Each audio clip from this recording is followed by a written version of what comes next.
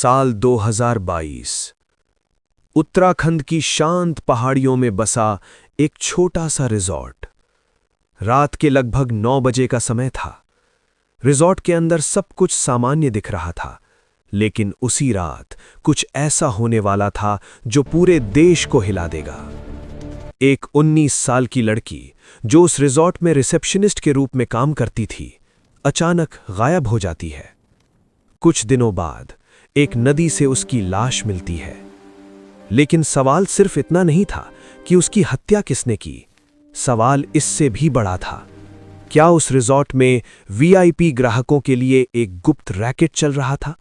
और क्या इसी रहस्य को छिपाने के लिए उस लड़की को हमेशा के लिए चुप करा दिया गया? ये कहानी है अंकिता भंडारी की। अंकिता भंडारी उत्तराखंड के पौड़ी गढ़वाल की रहने वाली एक साधारण लड़की थी। वो अपने परिवार की आर्थिक मदद करना चाहती थी। इसी वजह से उसने एक रिजॉर्ट में नौकरी शुरू की। रिजॉर्ट का नाम था वनंतरा रिजॉर्ट। ये जगह पहाड़ों के बीच बनी एक खूबसूरत प्रॉपर्टी थी। बाहर से देखने पर सब कुछ परफेक्ट लगता था। लग्जरी कमरे, अमीर मेहमान और शांत माहौल। लेकिन इस रिजॉर्ट के अंदर कुछ ऐसा चल रहा था जिसके बारे में बहुत कम लोगों को पता था। नौकरी शुरू करने के कुछ ही दिनों बाद अंकिता को कुछ अजीब बातें महसूस होने लगीं। कभी कभी रिजॉर्ट में बहुत खास मेहमान आते थे। उनके लिए अलग तरह की व्यवस्था की जाती थी, और धीरे धीरे अंकिता पर भी एक अजीब दबाव बनने लगा। कहा जाता है कि उससे कहा गया कि कुछ वीआईपी मेहमानों को स्पेशल सर्विस देनी होगी, लेकिन अंकिता ने इस बात का विरोध किया। उसने साफ मना कर दिया, और शायद यहीं से उसकी जिंदगी खतरे में पड़ गई।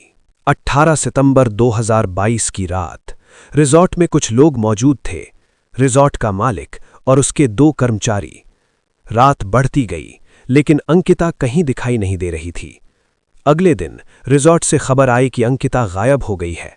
शुरुआत में इसे एक सामान्य लापता होने का मामला बताया गया, लेकिन जैसे जैसे समय बीतता गया, मामला और रहस्यमय होता गया। जब कई दिनों तक अंकिता का कोई पता नहीं चला, तो परिवार ने पुलिस में शिकायत दर्ज करवाई। परिवार का एक ही सवाल था, अगर हमारी बेटी गायब हुई है तो रिजॉर्ट वाले सच क्यों नहीं बता रहे? इसी दौरान सोशल मीडिया पर भी ये मामला तेजी से फैलने लगा। लोग पूछने लगे, आखिर उस रात रिजॉर्ट में क्या हुआ था? जांच शुरू हुई। पुलिस ने रिजॉर्ट के मालिक और कर्मचारियों से पूछताछ की। शुरुआत में उन्होंने अलग अलग कहानियां बताईं, लेकिन जब जांच गहरी हुई तो सच धीरे धीरे सामने आने लगा। पूछताछ में एक चौंकाने वाली बात सामने आई।